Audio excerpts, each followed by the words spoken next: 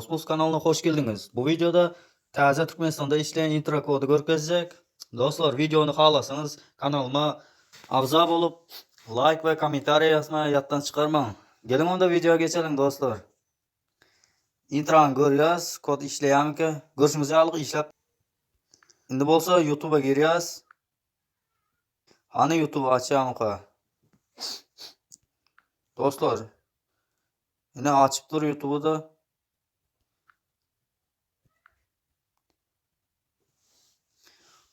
Görüşümüzü alıp onatça işlep dur.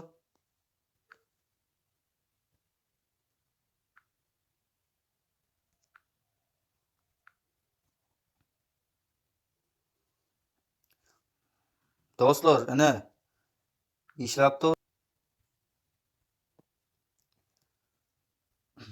Bu video 20 like gelse intro kodları nereden alınacağını görkezecek.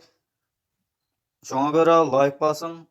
Like'tan doldurun dostlar kanalımızı ulutmak için. Giriyoruz bir videomuza.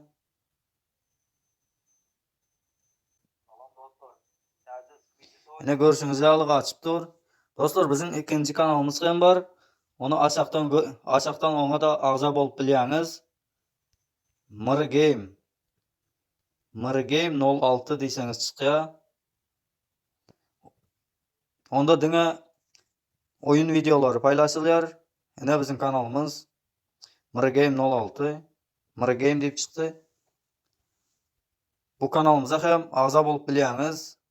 Oyun videoları paylaşan özüm. Dostlar videonu halam bolsanız kanalımıza like atıp ağza bolup komentar yazmayı yattan çıkarmang. Indiki videoda intro kodları nereden alıyandığımı görkezecek. 20 like gelse video hem gelir. Indiki videoda görüşüyanca like doldurun dostlar.